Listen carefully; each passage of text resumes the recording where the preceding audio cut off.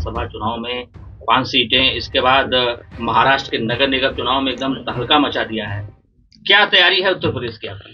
देखिए, हम बिहार का इलेक्शन जीते 5 सीट और 2 सीटों पर हम बहुत ही कम अंतर से चुनाव हारे, जिसमें एक 350 वोटों से हम चुनाव हार गए बिहार की सीमांचल की बलरामपुर विधानसभा से, और एक सीट हम 5000 वोटों से हार गए। तो अभी हम महाराष्ट्र का भी रिजल्ट, जैसा कि आपने कहा कि 125 सीट यानी 125 पार्षद हमारे जीत करके आए और 82 के आसपास नगर पालिका और नगर पंचायत में हमारे सभासद और चेयरमैन जीत करके आए हैं। उत्तर प्रदेश में भी हमारे लगभग 75 पार्षद और सभासद और 5 चेयरमैन हैं। संभल जैसे शहर का चेयरमैन MIM का है।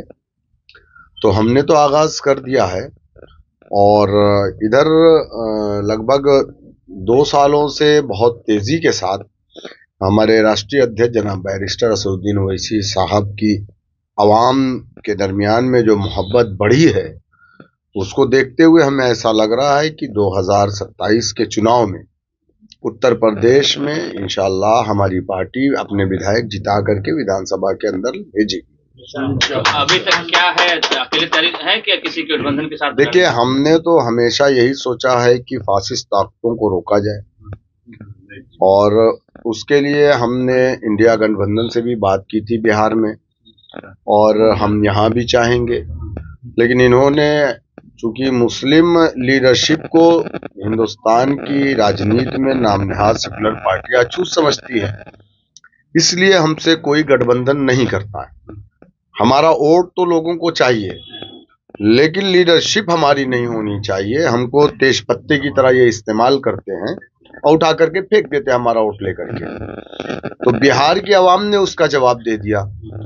हम उत्तर प्रदेश में भी यही चाहेंगे कि उत्तर प्रदेश में एक जो मजबूत गठबंधन बनता है बीजेपी को हराने के लिए, तो हम भी उस गठबंधन का हिस्सा बने, ताकि वोटों का बंटवारा होने से बचा जाए और हम बीजेपी को रोक लेंगे। 2022 में भी हमने कोशिश की थी समाजवादी पार्टी और बहुजन समाज पार्टी से, उनके नेताओं से मेरी बैठक भी हुई, बात भी हुई। बसपा के उस वक्त के राज्यसभा के MP रहे अशोक सिद्धार्थ साहब, राष्ट्रीय महासचिव, मेरी उनसे 2 बार मीटिंग हुई और बहन जी के कहने पर हुई थी, लेकिन नहीं हो सका वो गठबंधन किसी वजह से। हो सकता है जो मैंने कहा है वही बात सच हो कि ये लोग हमें सियासत में अछूत समझते हैं। और 2027 में भी हमारा प्रयास यही रहेगा कि एक मजबूत गठबंधन बने, और उस गठबंधन में MIM हो, तो फिर हम यहाँ पर बीजेपी को हराने में सक्षम होंगे। हमसे किस बात का खतरा है? आपके जो वोट बैंक की जो कहते हैं कि आप भाजपा की B टीम है, तो आपसे खतरा महसूस करते हैं इस नाते? अगर हम भारतीय जनता पार्टी की B टीम होते तो तेलंगाना में भारतीय जनता पार्टी की हुकूमत होती, और वो लोग हमारे घरों पर पत्थर मार रहे हैं जिनके अपने घर शीशे के हैं। अखिलेश यादव का आधा परिवार भाजपा में है।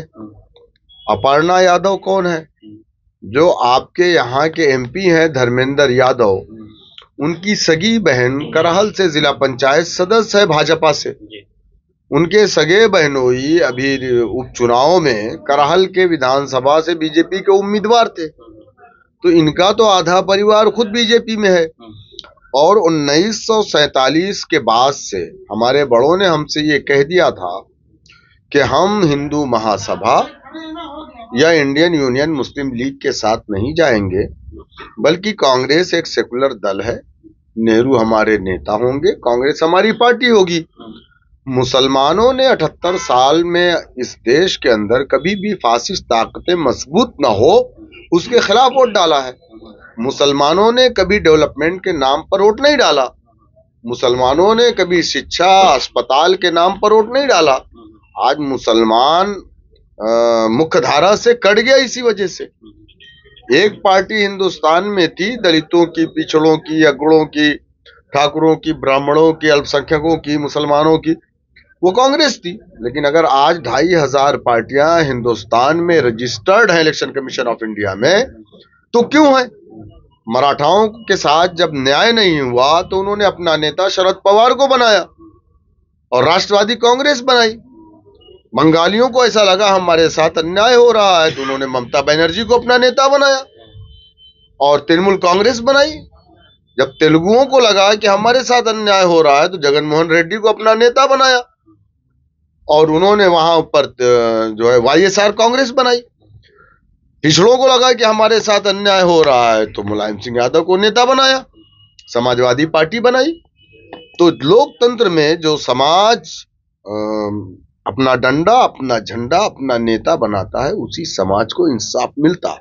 उसकी सबसे बड़ी मिसाल उत्तर प्रदेश में मान्यवर काशीराम और बहन मायावती जी हैं। अगर उन्होंने अपना डंडा, अपना झंडा, नेता ना बनाया होता तो शायद उनके समाज को आज इंसाफ ना मिला होता। जबकि उनका 131 एमपी दलित होता है जो हिंदुस्तान की पार्लियामेंट में सीटें रिजर्व है, बावजूद उसके उनको पार्टी बनानी पड़ी।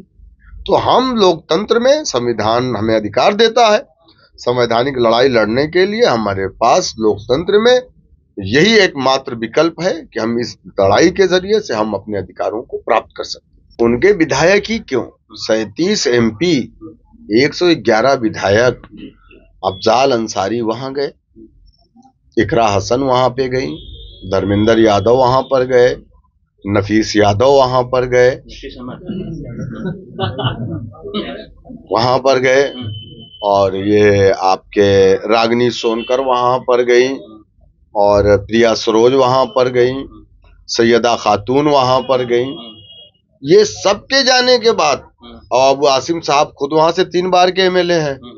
उन्होंने कहा था हमारे प्रदेश अध्यक्ष इम्तियाज जलील साहब को कि मैं उत्तर प्रदेश का हूँ, पटक दूंगा 32 ही निकल जाएगी। जनता ने ऐसा पटका, हमको पटकने की जरूरत नहीं हुई। आसिम भाई की 32 भी बाहर आ गई, जबान भी बाहर आ गई।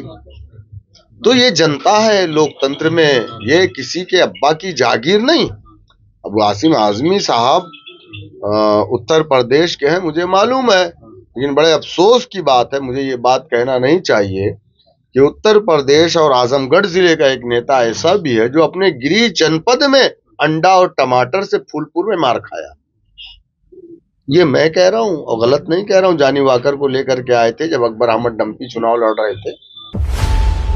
खबरों की रणभूमि में यहाँ शोर नहीं, सोच लड़ती, जहां शब्द नहीं फैक्ट्स वार करते हैं और हर सवाल खोलता है सच की नई परत।